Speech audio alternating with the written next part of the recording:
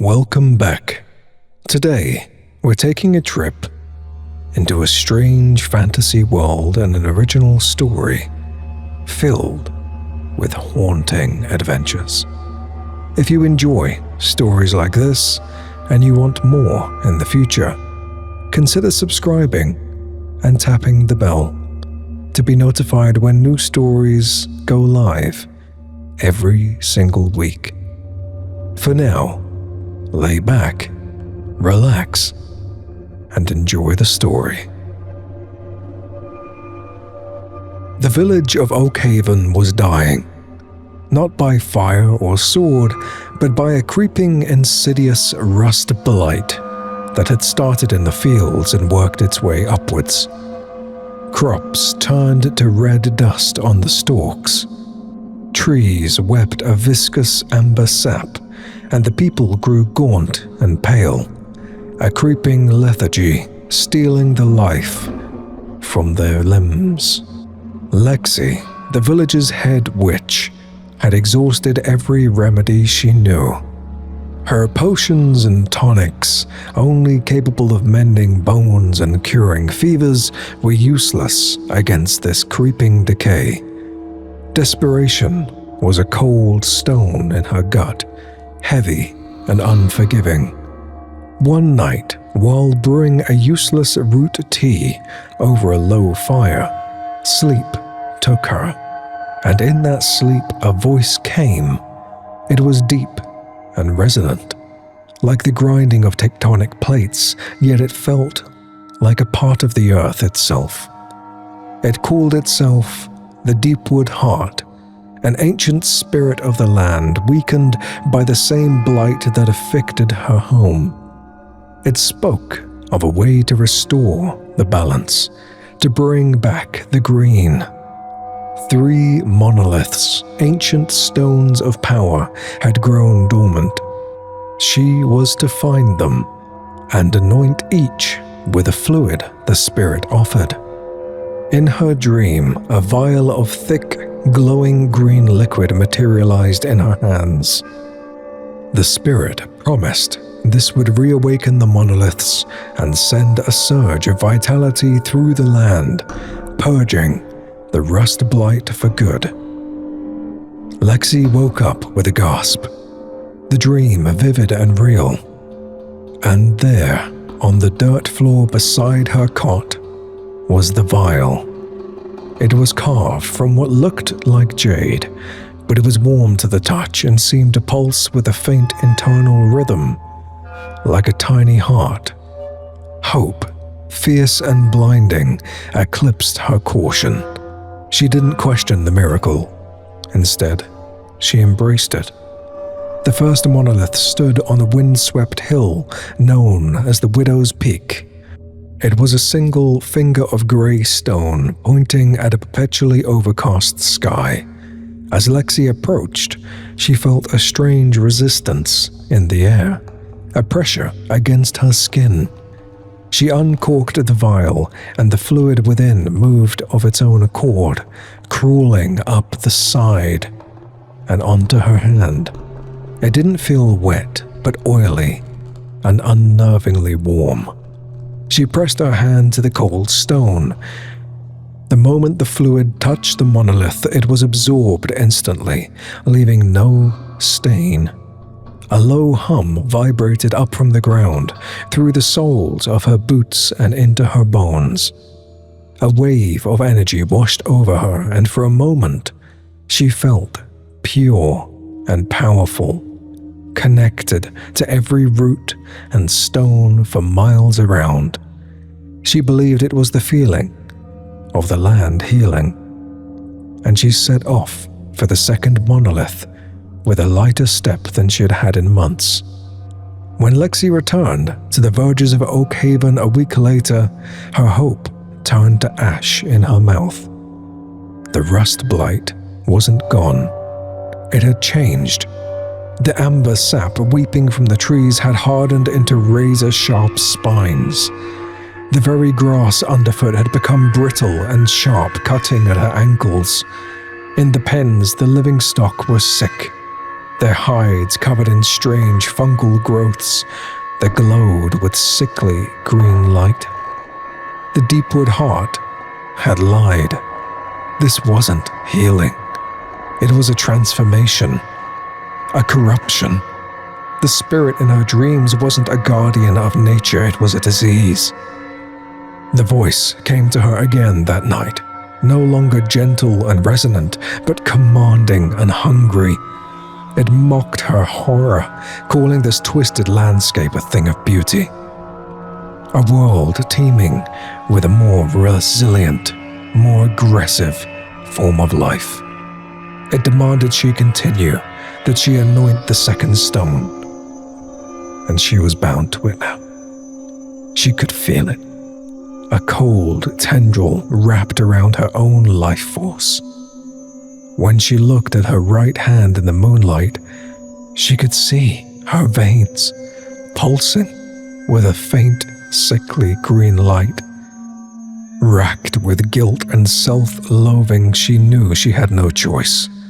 She had to understand what she was dealing with, and the path that the demon had laid out was the only one she could follow for now. The second monolith was said to be in the caverns of Rot, a tangled maze of caves beneath an ancient petrified forest. The entrance was choked with this monstrosity, thorny vines she had never seen, and pure darkness waiting within. As she made her way in, the air inside was damp and smelled of turned earth and something metallic. The caves were not empty, they were a nest. Creatures vaguely spider-like in form scuttled along the walls and ceilings, but they weren't made of flesh. Their bodies were woven from the same thorny vines as the entrance, their limbs of hardened, sharpened wood, and their multiple eyes were glowing green embers. Thorn Weavers. The name came to her unbidden. They were the demon's children. They ignored her at first, but as she moved deeper towards the humming source of power, they turned their attention to her, their thorny legs clicking on the stone. She ran, a desperate flight through the darkness. The creatures scuttling after her, she could feel the demon's presence growing stronger here, its glee a tangible feeling in the air, growing stronger. The monolith was in a central grotto surrounded by a thicket of thorny spiders. They didn't attack, they simply watched. A silent, horrifying audience. Her hand was shaking as she spread the liquid on the stone once again. The resulting surge of power was immense, a sickening wave of corrupted life that made her stomach heave. The Thornweavers stirred, their green eyes glowing brighter. Lexi fled the cave, not looking back, the mocking laughter of a long-imprisoned entity echoing in her soul. She was no longer a healer. She was a harbinger of a twisted, thorny apocalypse. Lexi knew that she couldn't anoint the third stone. Doing so would unleash the full power of the demon, whom she now knew as Grolnoth, the Rot Father. The bond it had with her was a leash, but it was also a connection. She could feel its intentions, its hunger, and through that bond she could sense its great fear. Purity. The demon's power was a corruption of life, and it couldn't exist in a place where nature's balance was absolute and untainted. She remembered the old tales of a place called the Sunken Grove, a hidden sanctuary where trees were said to have been born from the world's first dawn, and the water ran with liquid magic. It was a place Grolnoth's blight couldn't touch. Her only hope was to get there and to find a way to perform a ritual of severance, to use the grove's pure energy to burn the demon's parasitic connection out of her soul. Finding the grove was an ordeal. The world was rapidly changing, the land itself resisting her. But her own corrupted nature, The green light in her veins allowed her to navigate the twisted forests. She arrived at a hidden waterfall and, passing through it, found the grove. It was like stepping into another world. The air was clear. The light was soft and golden, and a feeling of profound peace settled over her. But the moment she stepped inside, the piece of Grolnoth within her recoiled, a screech of agony echoing in her mind. She knew the ritual would require a sacrifice. To purge its tainted life force, she would also have to offer a great deal of her own. She gathered sacred herbs, silver leaf and sun moss, and found the grove's heart tree, an ancient silver birch that hummed with quiet power. As she began to draw a circle and chant the old words of cleansing, the grove's peaceful atmosphere shattered. Grolnoth could not enter the grove, but it could send its influence to the very edge. A monstrosity of woven thorns, corrupted wood, and oozing fungal matter clawed its way through the waterfall. It was an avatar of the demon, a physical manifestation of its rage. It lumbered towards her, its thorny limbs tearing at the pure soil, leaving trails of blight in its wake. Lexi ignored it, focusing all of her will on the ritual. The Thornweavers swarmed behind their master, unable to cross the grove's threshold, but forming a chittering wall of horror. The avatar swung a massive thorny club. Lexi dodged, her body aching, the demon's energy from within her fighting at every turn. She pressed her hand, the one with the glowing green veins, against the heart tree. She cried out as the tree's pure energy met the demon's corruption. It felt like fire in her veins. Black smoke, smelling of ozone and decay, hissed from her skin. The avatar charged. At the last second, Lexi completed the final chant, pouring her own life force into the connection, turning it from a channel into a fuse. The pure energy of the grove surged through her, down the link and into the demon's being.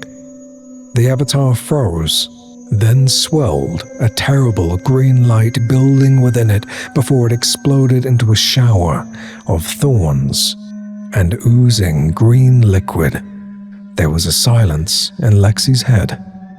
The connection was broken, as was the plague. That's all for this story. If you're still with us, consider checking out another one of our adventures. YouTube should have put a couple on screen for you. And of course, consider subscribing for more calm and weekly stories just like this. Farewell, my wonderful heroes.